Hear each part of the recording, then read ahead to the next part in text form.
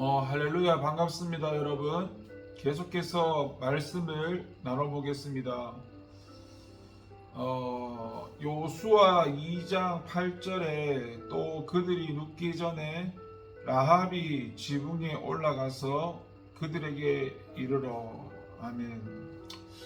일단 말씀을 나누기 전에 함께 잠시 말씀을 또 잠깐 나눠보려고 하는데, 오늘 제가 교회 오기 전에 오전 한 7시에서 8시 정도 사이에 이제 잠들어 있을 때, 그러니까 잠깐 이제 집에서 사택에서 새벽기도 갔다가 잠자고 있을 시간이었는데, 그때 이제 하나님께서 또 찾아오셔서 오늘날 이 교회들의 모습, 오늘날 교회 안에 있는 사람들의 모습, 그리고 또 제 자신에 대해서 주님께서 회개할 부분에 대한 또 모습도 보여주셨는데, 이것을 은혜 가운데 잠깐 나누고 말씀을 나누려고 합니다. 여러분도 잘 아시다시피 요한계시록에 보면 에서보드 사빌라 이 7교회가 7이라는 게 완전한 수고, 그게 모든 교회를 지칭하는 것은 다 아실 겁니다. 그 가운데서 주님께서 칭찬하시는 교회도 있고 책망하시는 교회도 있고 칭찬과 책망을 함께 하시는 교회도 있을 것입니다. 그런데 주님께서 오늘 저한테 찾아오셔서 보여주셨던 이게 어느 교회인지는 전 잘 모릅니다. 어느 교회인지 잘 모르겠지만 일단 교회의 모습이었고 교회 사람들의 모습이었고, 그리고 저에 대한 부분도 주님 다루셨는데, 먼저 교회 안에 있는 모습을 말씀드리자면, 교회 안에 사람들이 정말 많았습니다. 사람들이 정말 많이 있었고, 또 앞에 설교하고 가르치시는 또 목사님이 계셨습니다. 그런데 이제 대충 보니까 목사님은 어떤 스타일이셨냐면 권위적인 성향을 가지신 분 아시죠? 그러니까 권위를 가지고 막 휘두르는 사람들, 그런 스타일의 목사님이셨고, 이 생김새를 봤는데 여기 머리카락은 없고 거의 대머리에 가까우신 분이셨고요. 이 말이나 성량이나 한 성깔 하시는 분이고, 조금 카리스마 있고 약간 좀 무서운 그런 목사님의 유형이었어요. 권위 있고 사람들이 많았는데, 그 교회의 모습을 보니까 7교회 가운데서 어때요? 어디였지? 행음하고 그런 게 있었잖아요. 두아디아 교회나 아니면 버가모 교회 같은 경우에는, 여기는 에베소 교회처럼 영적인 그 분별력이 없었기 때문에 어떤 리고라당의 어떤 그런 거를 받아들이고, 발람의 교훈을 지키는 이런 버가마 교회나 아니면 두아디아 교회 같은 경우에는 거짓 선지자 이세벨을 이렇게 분별하지 못하고 행음하고, 여기 교회들의 그 모습처럼 그 예배 드리고 있는데 사람들이 많잖아요. 그런데 음란하다는 말이 뭔지 알죠? 음란하고 간음하고, 그 교회 안에서 지금 여기 있는 이런 버가모나 드아디아 교회처럼 어떤 음란과 간음이 그 교회 안에 가득해서 성적으로도 굉장히 좀 죄송합니다. 더럽고 문란하고 악하고 막 이런 모습들의 사람들의 모습, 그리고 그 앉아있는 예배하는 사람들의 모습이 보여지는 이런 겉에 있는 모습과 속에 있는 모습이 이 바리새인들처럼 완전히 달라가지고, 겉으로는 막 찬양하는데 쉽게 말해서 주님이 책망하셨던 교회들에 보면은 사대교회나 이 라오디게아 교회처럼요, 그냥 그런 거예요. 쉽게 말하면 살아있는 것 같은데 죽은 자처럼 그런 모습을 갖추고 살아가는 영혼이 죽어 있는 거지요. 그러니까 겉에 껍데기 모습은 살아 있는데 영혼이 죽어 있어가지고 제가 뭐 그 사람들이 뭐 구원을 받았는지 안 받았는지 뭐 그런 건 뭐 하나님의 영역이니까 제가 뭐 그렇게 말씀드리긴 그렇고, 아무튼 그 굉장히 교회가 타락해 있고, 그리고 여기까지는 주님이 저한테 보여주셨던 오늘날 교회와 교회 사람들의 모습이 얼마나 타락해 있고 얼마나 더럽고 악하고 간음하고 음란한지를 저한테 보여주셨고요. 교회인들의 모습을. 그리고 이제 저에 대한 부분을 다루셨는데, 그 앞에서 이제 머리카락 별로 없는 대머리 같은 그 목사님이 이렇게 권위로 뭐 하시다가 설교를 하시고 있는데, 쉽게 말해서 칼이라는 게 이제 칼을 갖다 달라는 뜻이었는데, 그 소리를 제가 이따가 긴가민가 들었는 것 같기도 하고 헷갈렸던 거예요. 그러니까 그게 왜냐하면 어떤 감이 있었는데 그 목사님이 감을 깎아 잡수시려고 칼이 필요했던 것 같아요. 근데 그거를 빨리 안 갖다 드리고 좀 시간이 지나서 이제 그 목사님 앞에 가니까 그 목사님이 이렇게 마이크 같은 거 들고 있는 걸로 여기 이제 제 머리를 이렇게 치면서 여러 번 치시면서 막 화를 내시고 칼을 빨리 칼 달라고 했는데 왜 안 갖다 줬냐고 하시면서 심한 저에 대한 인격적인 심한 모욕감을 주시고 마이크로 머리를 막 몇 치시면서 했었거든요. 그 꿈에서. 근데 그때 제가 어떤 반응이 일어나냐 하면, 당연히 그분이 목사님이시니까 앞에서는 대들 수가 없겠죠. 맞죠? 근데 제 속에서 일어나는 반응을 보니까 진짜 이 대머리 있는 그 목사님을 정말 죽이고 싶은 그런 마음이 제 안에서 일어나더라. 그걸 제가 봤어요. 그걸 봤는데, 근데 이제 제가 그걸 보고 주님 앞에 제가 막 울고 있더라고요. 울면서 주님 이게 정말 제 모습입니까? 하면서 제가 울면서 회개하고 있더라고요. 그래서 울면서 회개한 채로 이제 아침에 이제 눈을 뜬 거예요. 꿈이 깼던 거예요.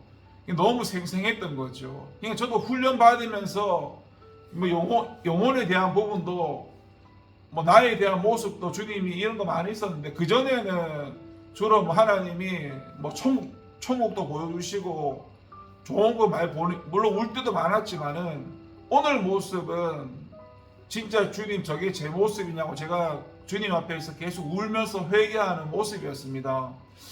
지금 이 모습을 이걸 지금 여러분과 은혜를 나누는 이유는, 이런 말들이 지금 나눌 때는 좀 불편하고 안 좋을 수 있는데, 근데 이게 불편하고 안 좋은 얘기가 아니라 우리의 모습을 주님이 다시 한번 돌아보고, 진짜 내 모습, 나도 모르거나 내가 감추고 싶었거나 진짜 내가 주님 앞에 감추고 드러나지 않는데 그게 드러나서 주님 앞에 회개하는 게 은혜지 않습니까? 회개하는 게 은혜거든요. 우리가 죄 때문에 망하는 게 아니잖아요. 회개를 안 하게 망하는 건데, 사실 우리가 잘 모르는 부분이 많은데, 그래서 이런 말씀을 나누는 이유도 나도 내 자신에 대해서 주님 앞에서 주님께서 그렇게 회개하시는 기회를 주신 거잖아요. 그게 은혜니까 여러분에게 말씀드리는 거고, 겉으로 보여지는 화려함이나 사람 수가 많고 뭐 붕대어지는 것 같지만은 주님이 보여주실 때 어때요? 이 버가모나 두아디아 교회처럼 어떤 음란이나 행음이나 간음이나 어떤 주님이 책망하시는 그런 겉과 속이 다른 그런 죄에 대한 부분이 굉장히 타락해 있을 만큼, 껍데기는 사람들이 이렇게 웃고 있고 막 이런 모습인데, 그 내면에 가니까 정말로 악하고 음란하고 문란하고, 어때요? 이 두아디아 같은 교회도 예배드리면서 다른 사람 부인과 성관계하고 행음할 정도로 그렇게 이 이세벨 선지자가 가짜 선지자가 이끌어 갔잖아요. 그 말씀에 더해서 왜곡시켜가지고 마찬가지로 오늘날 교회의 모습도 그런 걸 갖추고 있더라. 이게 어떻게 보면 오늘날 예수님을 믿고 있는 저와 여러분의 모습이고 주님이 그걸 보여주시고 이제 회개하게 하시는 저 같은 경우에는 일단 기분 나쁘든 그걸 다 떠나서 제가 주님 앞에 회개하고 있는 모습도 봤고 또 지금도 나에 대한 그런 모습 나도 내가 알거나 모르거나 그런 부분을 회개하는 거지요. 여러분도 하나님께서 귀해 주실 때 내가 생각나지 않는 부분도 회개하시고 또 주님께 많이 물으시면서 왜 내한테 이런 걸 보여주시는지 나의 어떤 부분을 다루시는지 다시 한번 하나님과의 관계를 점검하시면서 가장 중요한 게 하나님과 나 자신의 관계입니다. 꼭 돌아보시고 주님이 귀해 주실 때 회개하고 돌이킬 수 있는 은혜가 함께하기 바랍니다. 오늘 말씀은 여호수아 2장 8절 또 그들이 눕기 전에 라합이 지붕에 올라가서 그들에게 이르되 여러분 구원의 기회를 잡아야 합니다. 8절을 보면은 두 사람이 눕기 전에 라합이 지붕에 올라가서 그들에게 말했다고 했습니다. 여기서 두 사람이 눕기 전이라는 것이 자신들을 찾는 여리고 수색대로 인해서 극도로 긴장한 두 정탐꾼이 수색대가 돌아감으로 긴장을 풀고 이제 막 잠자리에 들려고 하는 때를 말합니다. 따라서 이때가 지나면 라합은 이스라엘 정탐꾼들과 이야기할 시간이 없을 수도 있었습니다. 왜냐하면 이스라엘 정탐꾼들이 언제 그곳을 떠날지 알 수 없는 일이었기 때문에 그래서 라합은 그 기회를 놓치지 않고 정탐꾼을 찾아가서 자신과 자신의 가족의 구원을 요청했습니다. 두 사람이 눕기 전은 라합에게는 구원의 기회였으며 그때를 놓치면 영원히 구원을 얻지 못할 수도 있었습니다. 이처럼 구원의 기회를 알고 그것을 붙잡는 게 중요한 것이고 구원의 기회라는 것이 항상 열려 있는 게 아닙니다. 구원의 기회가 주어졌을 때 그것을 붙잡고 놓지 말아야 합니다. 성경에는 구원의 기회가 주어졌으나 그것을 잡지 못해서 멸망에 이른 사람들이 있습니다. 노아 시대 사람들이나 소돔과 고모라 멸망 당시 롯의 아내와 그의 사위들 그리고 분열 왕국 말기의 이스라엘 백성들이 그렇지 않습니까? 그들은 한결같이 다 구원의 기회를 만났지만은 그 기회를 스스로 버림으로 결국 멸망의 길로 달려갔던 겁니다. 이와 달리 성경에는 자신들에게 주어진 그 구원의 기회를 붙잡아서 구원에 이른 사람들도 많이 있습니다. 우선 예수님 당시 여리고의 한 소경을 들 수 있는데 그는 예수님이 자기 앞을 지나시자 큰 소리를 외쳐서 자기를 구원해달라고 간구했습니다. 사람들이 말리고 제지했지만 그는 전혀 개의치 않고 오히려 더욱 심히 소리질러 구원을 요청하였고 결국 그로 인해 구원받을 수 있었습니다.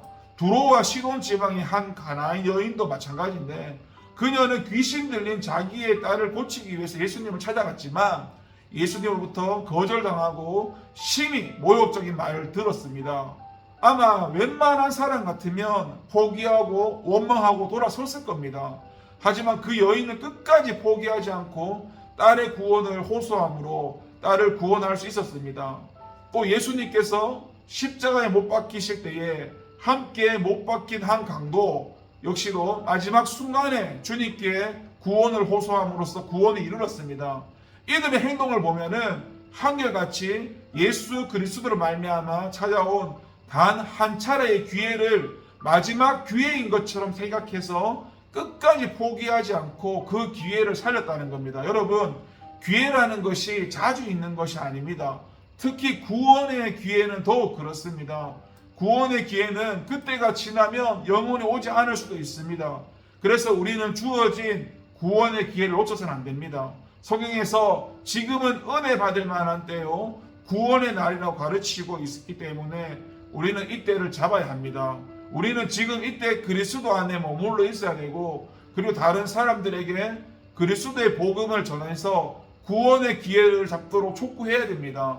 이때를 놓치면 그들은 다 멸망의 자리에 이르게 됩니다. 진정 우리는 우리에게 주어진 구원의 기회를 잊지 않을 뿐만 아니라 다른 사람도 그리스도를 영접함으로 구원에 이르는 이 기회를 꼭 붙잡을 수 있도록 우리가 도와야 할 것입니다. 기도하겠습니다.